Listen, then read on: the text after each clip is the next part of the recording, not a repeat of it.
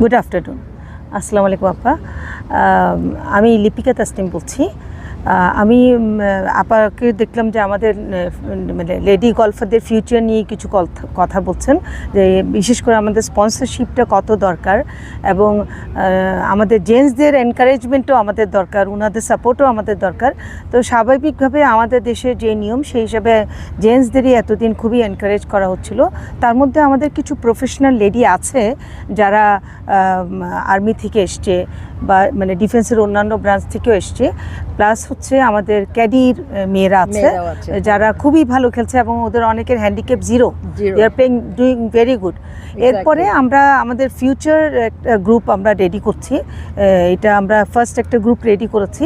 এখানে যারা খেলছে তাদের মধ্যে একজন অলরেডি আমাদের সাথে আজকে খেলছে, ওর নাম অহনা মাহিবা, খুব ভালো খেলছে অহনা মাহিবা, তারপর ফারিয়াল, এরা সবাই ভালো খেলছে। জাইমাও বোধহয় আছে নাকি? Ahana is same, Zaima. আচ্ছা, সেম। তো আমরা ওদেরকে এনকারেজ করার জন্য আমরা তো যথাসাধ্য চেষ্টা করছি। বিপিজিএ থেকেও আমরা নতুনভাবে আমাদের রেগুলার কথাবার্তা হচ্ছে, ওনারা আমাদের লেডি গলফারদের ট্রেনিংয়ে নিয়ে সাপোর্ট দিবে, প্লাস বাইরে যাওয়ার অপশান যখনই থাকবে তখনই ওদেরকে যাওয়ার ব্যবস্থা করে দিবে।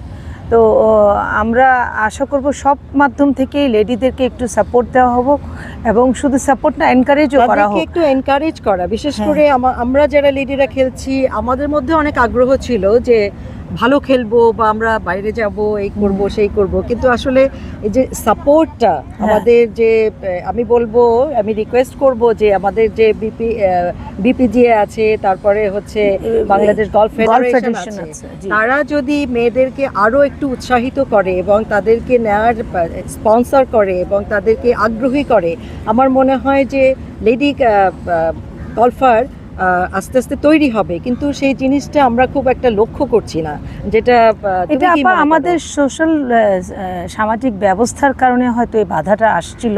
তো এটা আমরা ইনশাল্লাহ ডিঙ্গিয়ে আমাদের লেডিরা এগিয়ে যাবে। এখন আমাদের জেন্টসরা অনেক লিবারেল, আর আমরা তো এগিয়ে যেতে চাই। আশা করি যে আমাদের আমরা বিশেষ করে সমান না, আমাদের অধিকার বেশি এখন। তো আমাদেরকে জেন্টসরা অবশ্যই এনকারেজ করবে এবং ফুল সাপোর্ট দিবে।